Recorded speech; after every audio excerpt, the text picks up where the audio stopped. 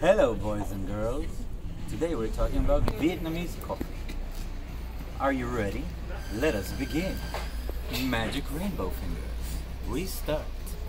So, a little bit about the history. Apparently, coffee started being popular in Vietnam due to a Catholic priest that brought it during colonialism. That's why some people say colonialism ain't that bad. The funny thing is that it developed slowly along history in Vietnam. The condensed milk actually itself was developed in the US in New York by a guy called Gail Borden, which originally tried to make something which was called a beef broth biscuit and failed, and then decided to make condensed milk that became really popular during the war. So don't stop believing, fingers crossed. So, a little bit about Vietnamese coffee. What is cool about Vietnamese coffee? It's very vacation-ish style because it's not very much one of those ride or die style coffees that you have to do it in a specific way in order to get the proper results. It's more a very personal taste, personal flavor. So that's cool because it's one more time one of those things that you just can't fuck this shit up. So, we are using something like this, which is called a phin. The whole process of coffee in Vietnam is called cà phê đá or cà phê su đá, which is the milk version. So you can either drink it without or with, and with ice or without. And yes, how does a phin work? Quite simple. We have magic holes, and we have our coffee, and we have this thing. Many people don't really know the purpose of this. I have watched 129 different videos in Vietnamese to try to understand.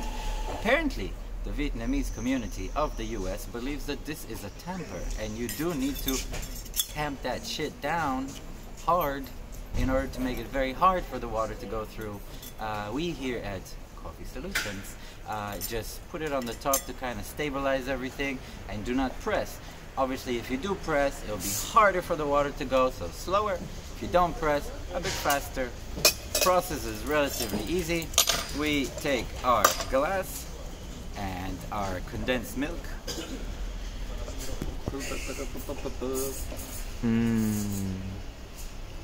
Cameraman says I say yeah, and again, based on your preferences, if you like it sweet, babies, make it sweet. Then we put this on the top. We take our coffee. I don't know if the camera can catch this, but Vietnamese coffee is generally roasted very dark and for a very long time, together with chicory. This gives it this kind of very thick, rich body, very aromatic, chocolatey, and so on. It's cool, it's nice, it's yummy, but it is very strong in flavor, so just keep that in mind. It is not an instant coffee. It's not going to disappear from your cup. It is going to stay there on the bottom because it's actually the coffee grinded. I'm using about 1.5 teaspoons. Just kind of fill it in a way that it fills the bottom all the way. Flat surface again, so we have an even brew. You add your water. If one of your questions is regarding temperature, then yeah, I can't really answer that, because you can use boiling temperature, or you can use 90 degrees, or you can use 95. I'm just doing whatever, and you know what? It's still gonna be really tasty, so I'm okay with that. When you buy a thing, it comes with a lid to keep the temperature a little bit. It's not very important for the brewing process, but it is quite cool because the whole tradition of drinking coffee in Vietnam is a slow thing. One of the most iconic places is the cafe in Metropole Hotel in Hanoi. And in general, I mean, it's supposed to be something that sits down. It's not so much of a takeaway, but you will have coffee sellers everywhere, whether it's a shoe shop or a jewelry store or this hotel, as we mentioned, because it did become kind of something very traditional. So as you can see, the layers are forming, and they will stay until we take a spoon and puncture that and start mixing it around. And that's basically it. There's not much to it, as I said. I think it's cool. I think it's nice. On ice, it's delicious. I mean, you drink it slowly, you enjoy it, you kind of sip it rather than drink it. And it just puts you in a nice little holiday mood. Speaking of holidays, you're probably wondering why I'm dressed up like Waldo or Wally or Polish Waldemar. Reason being, I hate the guy. A few reasons.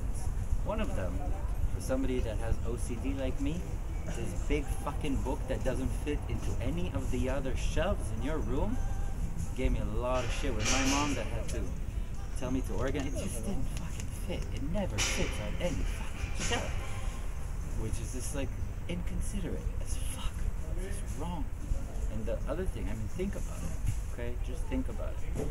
The guy's just privileged, rich, walking around the entire world, always on vacation, super chill, super kick back. And what are we doing? Constantly looking for the motherfucker all the time. Everybody's looking for him, and he's just like, chill. So yeah, so my message to the world, if you ever go to any Halloween party or whatever and somebody's dressed up as Wally, just ignore him. Just ignore the person. Pretend you don't see him. That would be, I think, the best gift to this world. So thank you very much, everybody. Welcome to Coffee Solutions. Enjoy your Vietnamese coffee. Have a beautiful day. Enjoy your vacations.